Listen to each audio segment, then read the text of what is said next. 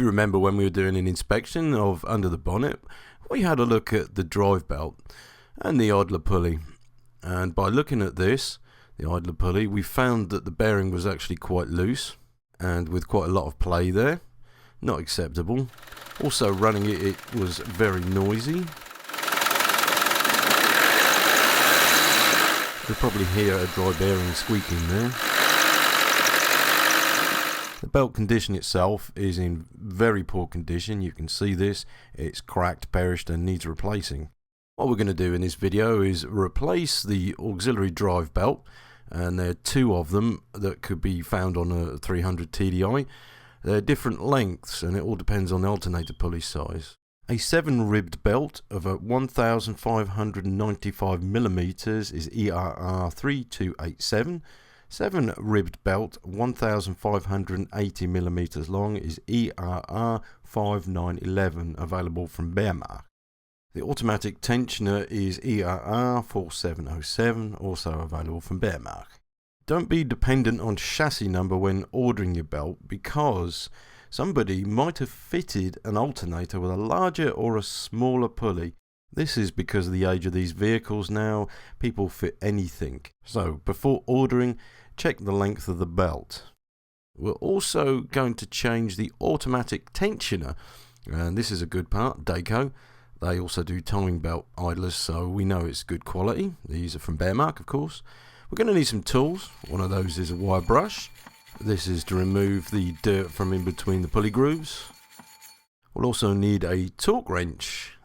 This will be for the center bolt of the idler, and you'll be wanting one that starts at less than 40 Newton meters.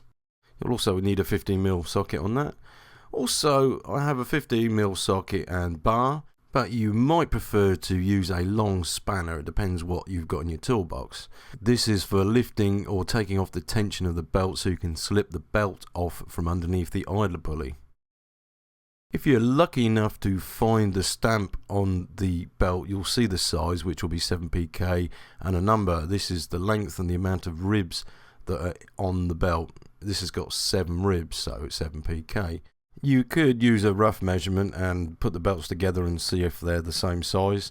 You do need strong thumbs for this, however. And just to remind you that this belt needed changing a long time ago. It shouldn't get in this condition. As a safety hint, remove the keys from the ignition completely.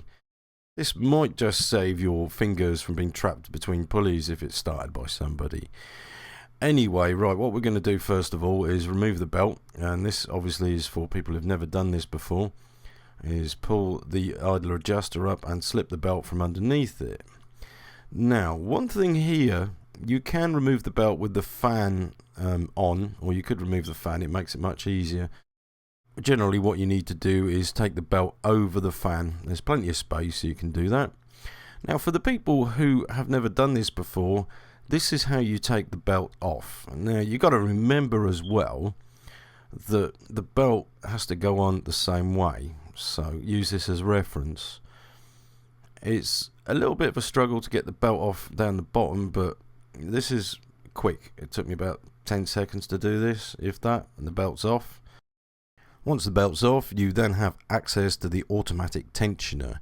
Now it's just a matter of undoing this nut on a stud,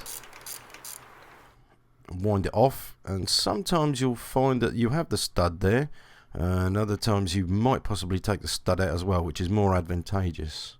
Note the locating hole in the top there. Alright, so if you have the stud on, it's possible to get the adjuster in by putting it at an angle and pushing it up. You see by that. And also make sure that the locating peg goes in the hole and it's flush. And just to make sure you see that again, like this.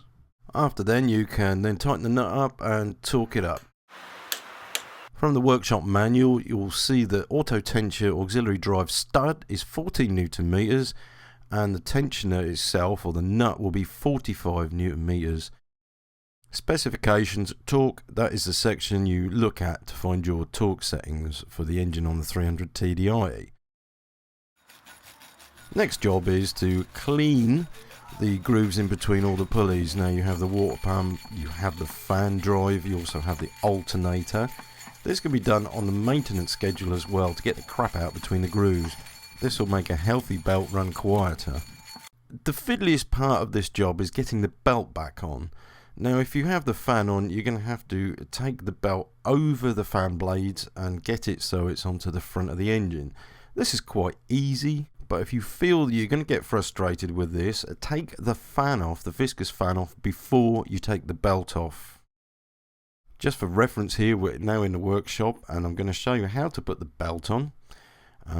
Basically, you have the smooth sides go to the smooth pulleys and you have the ribbed parts go on the ribbed parts of the other pulleys. That's easy, but it's remembering which goes on what. It's a little bit more confusing when it's actually in the engine bay. Okay, so this is what your belt should look like when you fit it. Just as a precautionary thing, when you fit the belt on, make sure that the belt fits in the grooves properly, and we can see on here on the alternator, we want to slip it over and make sure that they're on each of the grooves. Okay, so once it's there, it should be good. Your tensioner should look like this. This is the two markers, the adjustment markers. Now it's telling you that the belt is in good condition. A worn stretch belt, the markers will look like this. So once you've checked all your tools are not laying in the engine bay, you can then start your engine and listen to how much quieter your belt and your pulley will be. In this case, it has put the noise of the engine down quite considerably. So there you go. Easy done. Just remember always to mind your fingers when working near rotating pulleys. Don't get them caught in the belt.